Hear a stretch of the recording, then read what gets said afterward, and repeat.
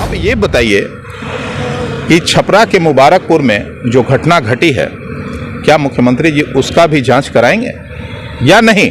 इस घटना को भी ऐसे ही छोड़ देंगे जैसी घटना मोहम्मदपुर में हुई थी। एक मुखिया पति, अब समझ सकते हैं कि घर में अपहरण करने के बाद उसका हत्या कर दिया जाता है, 2 लोगों को इस तरह से घायल कर दिया जाता है कि वो गंभीर रूप से जो है उनका इलाज पटना के एक निजी अस्पताल में चल रहा है, तो बेहद दुर्भाग्यपूर्ण है। नमस्कार, जैसा कि आप लोग देख रहे हैं, छपरा के माझी मुबारकपुर गांव में जो एक दंगा फैलाया गया है और एक परिवार को जो है पीट पीट कर मार दिया गया है। इस पे लगातार अलग अलग जाति के अलग अलग धर्मों के जो नेता हैं वो लगातार सामने आ रहे हैं और वहाँ पे जाकर उनसे कुछ न कुछ ऐसे बातों पर बात बोल रहे हैं सोशल मीडिया पर आकर कि और जो है वो जातिवाद का रूप ले ले। और कहीं ना कहीं अभी भी वहाँ पे 144 धारा लगा हुआ है और लगातार लोगों से बातचीत करने पर पता चला कि वहाँ जो उस परिवार के लोग जो थे खेत पटा रहे थे खेतिया जी के मुर्गी फार्म में, और वहाँ पे पीट पीट कर हत्या कर दिया जाता है। उसी संदर्भ में हमारे साथ बातचीत करने के लिए लोक जनशक्ति पार्टी रामविलास जी की पार्टी के पहले सर स्वागत करना चाहेंगे आपका। धन्यवाद आपको। राजेश भट्ट मेरा नाम है। देखिए, ऐसी घटनाएं क्यों होती हैं? ये घटनाएं तब होती हैं जब प्रशासन सुस्त हो जाता है और सरकार मूक हो जाती है। कमोबेश हालत यही बिहार की। बिहार के मुख्यमंत्री नीतीश कुमार जी को बिहार और बिहार वासियों से कोई सरोकार नहीं रह गया है। इसी की परिणति है कि अपराधियों का मनोबल इतना बढ़ गया है कि आए दिन ऐसी घटनाओं की फेहरिस्त लंबी होती जा रही, आए दिन घटनाएं घट रही हैं और सरकार मुक्त बनी हुई है, प्रशासन चुप बैठी हुई है। तो अब ये बताइए कि छपरा के मुबारकपुर में जो घटना घटी है, क्या मुख्यमंत्री जी उसका भी जांच कराएंगे या नहीं? इस घटना को भी ऐसे ही छोड़ देंगे जैसी घटना मोहम्मदपुर में हुई थी, कटिहार में सर हुई थी। नहीं, कई घटनाएं, मैं आपको हवाला देता हूं, समस्तीपुर में हुई थी, दरभंगा में हुई थी। आए दिन प्रदेश के विभिन्न जिलों में ऐसी घटनाएं घट रही हैं। क्या कारण है? अपराधियों का मनोबल बढ़ गया है। मतलब साफ है कि सरकार का इकबाल पूरी तरह खत्म हो गया है। प्रशासन बेलगाम है, सरकार निरंकुश हो गई।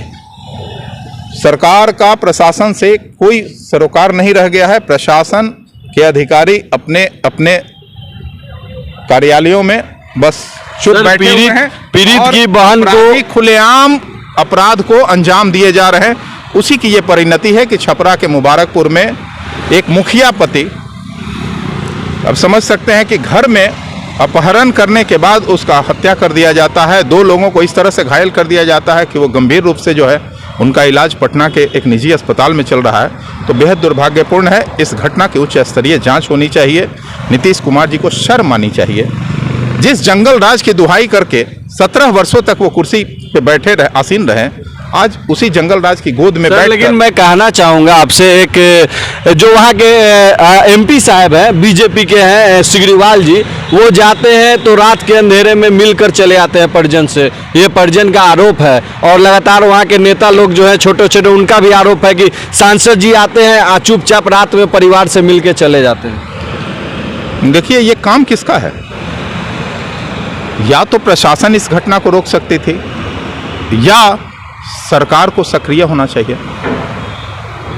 किसी जनप्रतिनिधि को दोष देना कितना आतिशबाजी है। अब घटना के बाद सिग्रीवाल जी क्या कर सकते हैं? ये तो बेहद दुर्भाग्यपूर्ण है। कोई भी जा रहा है, कोई भी आ रहा है, उससे मतलब नहीं है।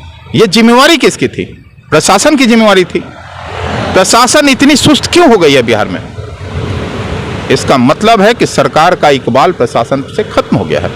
प्रशासन के लोग एकदम निरंकुश हो गए हैं। तानाशाही तरीके से प्रशासन चल रहा है बिहार का, और उसमें अपराधियों का कहीं ना कहीं पौबारा है, मनोबल बढ़ा है। और जिसकी ये सर, अभी तक थाना प्रभारी को वहां का सस्पेंड नहीं किया गया, जबकि लोगों का कहना है कि वो चाहते तो उसे बचा लिया जा सकता। देखिए, थाना प्रभारियों को सस्पेंड करना सिर्फ, इससे कोई बड़ा हल नहीं निकलेगा। हम कहते हैं कि प्रशासन में बैठे हुए उच्च अधिकारी कहां हैं? कार्रवाई तो उन पे होनी चाहिए। ऐसी घटनाएं क्यों घटित हो रही हैं, इस पे सरकार को जवाब देना चाहिए। सरकार को प्रशासन से जवाब पूछना भी चाहिए और जो है गंभीर कार्रवाई करने की आवश्यकता है।